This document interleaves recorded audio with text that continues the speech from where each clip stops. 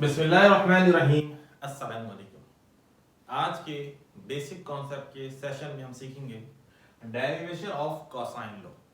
इसमें से हमने ये पार्ट सेलेक्ट किया, C square is equal to A square plus B square minus 2ab cos.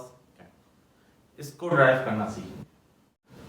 जिस तरह से साइन लॉ में आपको बताया गया कि इस डेरिवेशन के लिए इस फिगर का जानना समझना इंतहाई जरूरी है। अगर फिगर समझ में आ गई, डेरिवेशन समझ में आ जाएगी। Clear?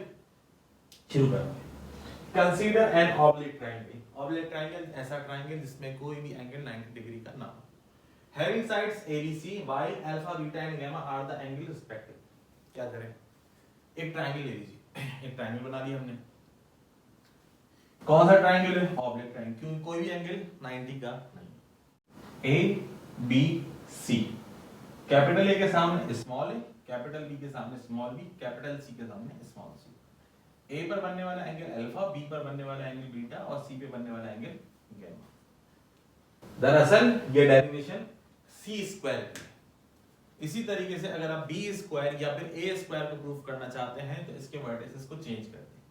Drop a perpendicular from point A से एक परपेंडिकुलर ड्रॉप कीजिए। कहां तक? टू BC, एक लाइन सेगमेंट BC जो कि नीचे एक्स एक्सिस पे बनी वहां तक, और जिस पॉइंट पे आके रुक जाए उस पॉइंट का नाम रखिएगा D। आ जाए फिगर पे, देखेंगे ये आ गया हमारे पास A। यहां से एक परपेंडिकुलर ड्रॉप कीजिए। ये कर दिया हमने परपेंडिकुलर ड्रॉप। क्लियर? यहां तक आ गई बात समझ में? जिस पॉइंट पे आके रुके उस पॉइंट का नाम रख दीजिए D। देखिए ये जो A है ना, ये यहां से लेके यहां तक की लेंथ है पूरी, ठीक है। अब ये आ गया हमारे पास D। कौन सा पॉइंट है? जहां पर परपेंडिकुलर ड्रॉप किया। क्लियर? आगे चलते हैं। Consider a triangle ADC। Perpendicular drop करने से हमारा जो ऑब्लिक ट्रायंगल था वो दो हिस्सों में तकसीम हो गया। परपेंडिकुलर ड्रॉ हो गया तो इसका मतलब अब ये हमारे पास दो राइट एंगल्स हमें मिल गए। Consider a triangle ADC। हम ट्रायंगल ADC को डिस्कस करेंगे। ये आ गया ट्रायंगल ADC बोले, ACD बोले, इससे कोई फर्क नहीं पड़ता। ACD तमाम प्रॉपर्टीज इस ही वाले ट्रायंगल के इस्तेमाल करेंगे। यहां से लेके यहां तक इसका परपेंडिकुलर, यहां से लेके यहां तक इसकी बेस, और यहां से लेके यहां तक इसकी हाइपोटेन्यूज जो कि D से रिप्रेजेंट की गई है। क्लियर? आगे चले। Consider a triangle ADC cos theta. cos theta क्या होता है? Base upon hypotenuse. क्लियर? अच्छा, cos थीटा, अब थीटा कितना है भाई यहां पर? गामा। आ गई बात समझ में? थीटा कितना है? गामा। बेस कितनी है हमारे पास? ये देख लीजिए बेस कितनी। अब इसको रिप्रेजेंट किसी से नहीं किया गया तो हमने बता दी बेस C से लेकर D तक है। ये आ गई बेस इसकी C से लेकर D तक। हाइपोटेन्यूज कितनी है? A से लेकर C तक। ये आ गई हाइपोटेन्यूज A से C तक। देखिए बेस तो हमें नहीं पता तो हम CD को CD ही रखेंगे। हाइपोटेन्यूज अलबत्ता हमें पता है, A से लेकर C जो डिस्टेंस है किसके बराबर है? B के बराबर। यही काम हमने करा है। इस A से लेकर C तक जो लेंथ थी वो बराबर थी B के। अब B यहां डिवाइड हो रहा है नेक्स्ट स्टेप में। B cos gamma is equal to CD, यानी कि CD जो है वो हमारे पास उसकी जो बेस बराबर है वो बराबर है B cos गामा। अभी हमने पहली दफा में cos थीटा की रेशियो इस्तेमाल करी। अब हम क्या इस्तेमाल करेंगे?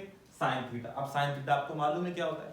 sin थीटा क्या होता है भाई? Perpendicular upon hypotenuse. क्लियर? दोबारा आ जाइए इस फिगर पे। थीटा, यहां थीटा कितना डिफाइन हुआ? गामा। ये आ गया sin गामा। परपेंडिकुलर कितना है? A से लेकर D तक। ये आ गया। हाइपोटेन्यूज कितना है? A से लेकर C तक। ये आ गया। कितना है? B। यहां तक आ गई बात समझ में?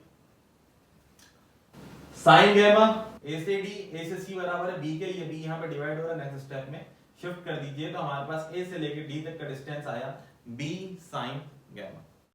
देख लीजिए A से लेकर D, यानी कि इस परपेंडिकुलर डिस्टेंस की बात कर रहे हैं। ये परपेंडिकुलर डिस्टेंस आया है मेरे पास B साइन गामा। मैं यहां लिख देता हूं B साइन गामा। अच्छा जी, C से लेकर D कितना आया? B cos gamma. C से लेकर D, C से लेकर D B cos gamma. Clear? अब हाइपोटेन्यूज B है, परपेंडिकुलर B sin गामा है, और बेस मेरे पास B cos गामा है। क्लियर? तवज्जो रखिएगा, मैं फिर रिपीट कर रहा हूं, बी से लेकर सी तक की जो पूरी लेंथ है वो कितनी है, ए।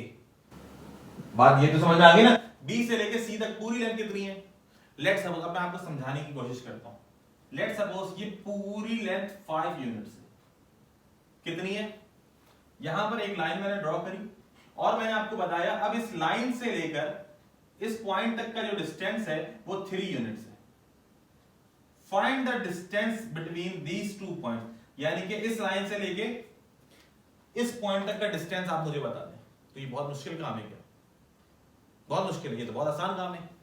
इस पूरे डिस्टेंस में से 5 यूनिट में से माइनस कर दीजिए 3 यूनिट्स, तो ये जो x है यानी कि अननोन जो है ये मालूम हो जाएगा।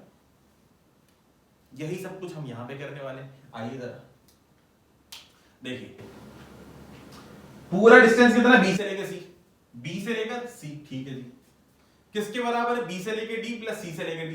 देखिए ये डिस्टेंस b से लेकर d, इतना डिस्टेंस प्लस इतना डिस्टेंस, अगर ये इतना और इतना मालूम कर लेंगे तो इसका मतलब b से लेकर c मालूम हो गया।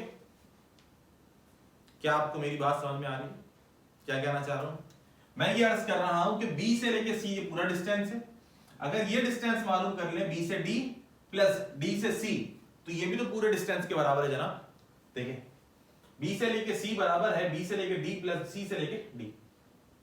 हमें क्या मालूम करना है, हमें तो ये मालूम करना है b से लेकर d, क्यों, पूरा डिस्टेंस हमें पता है, c से d पता है, नहीं पता तो क्या नहीं पता, b से d नहीं पता, ठीक है, हमें b से d मालूम करना है। b से d को यही रहने दीजिए, ये जो b से d है ना ये तो मालूम करना है इसको, इस प्लस cd को वहां शिफ्ट करवाइए, तो ये क्या हो जाएगा माइनस cd, या b से लेके c कितना है a माइनस माइनस c से लेके d कितना है b cos गामा, ये सब हम ऊपर निकाल चुके हैं, क्लियर। आगे बढ़ते हैं, by Pythagoras theorem on triangle ABD। अच्छा जी, अब ABD कौन सा ट्रायंगल, पहले हमने इसके राइट हैंड साइड पर डिस्कस किया, अब हम लेफ्ट हैंड साइड पर डिस्कस कर रहे हैं, ABD, clear. Hypo is equal to perpendicular का स्क्वायर, हाइपो का square is equal to perpendicular square plus base square. Hypo कितना है भाई, c यानी is equal to perpendicular, perpendicular कितना है a से d, और a से d किसके बराबर, b sin गामा, या प्लस बेस स्क्वायर, बेस कितना है b से लेकर d, b से लेकर d। क्या b से लेकर d हमने डिफाइन किया, जी हां डिफाइन करा, कितना डिफाइन करा, a minus b cos gamma, तो b से लेकर d तक का जो डिस्टेंस है बेस वो किसके बराबर है, a minus b cos gamma, या कुछ ना कीजिए, सिंपलीफिकेशन कीजिए, b square sin square gamma, formula apply कीजिए, a minus b whole square, a square plus b square minus 2ab, b square sin square gamma, b square cos square gamma, b square common है, common ले लीजिए, यहां से आया sin square gamma, यहां से आया cos स्क्वायर गामा, ये a square as it is, ये माइनस 2ab cos गामा। अब इस प्रॉपर्टी को हम जानते हैं, sin square theta plus cos square theta which is equal to 1, b square as it is, a square as it is minus 2ab cos gamma as it is.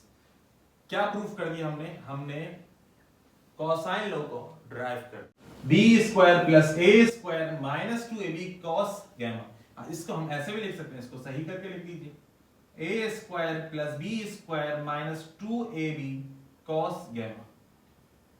देखिए जो side होगी ना, ये साइड है ना c, तो यही angle आएगा, क्लियर। आसान सा तरीका इसको याद करने का, जो साइड होगी वो इसका एंगल होगा। लेट सपोज यहां होता a स्क्वायर, तो यहां पे होता cos अल्फा, यहां होता b स्क्वायर, तो यहां पे आता cos बीटा, बीच में क्या आता, ये c, अगर जैसे ये c है तो c के अलावा अदर टू साइड्स कौन सी a और b, तो यहां इन दोनों का सम आ जाएगा।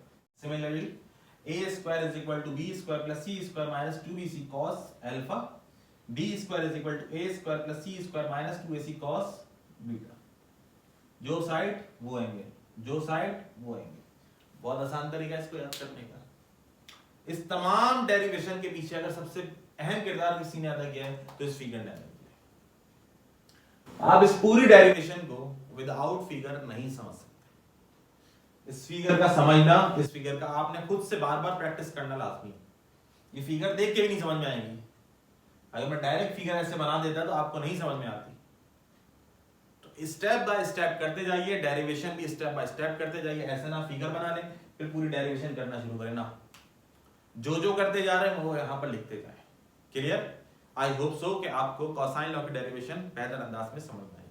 आज के सेशन में इतना ही, इंशाल्लाह फिर नेक्स्ट सेशन में लास्ट डेरिवेशन के साथ टेंजेंट लॉ की डेरिवेशन के साथ आपके सामने हाजिर होंगे। अपना बहुत सा ख्याल रखिएगा। अल्लाह हाफ़िज़।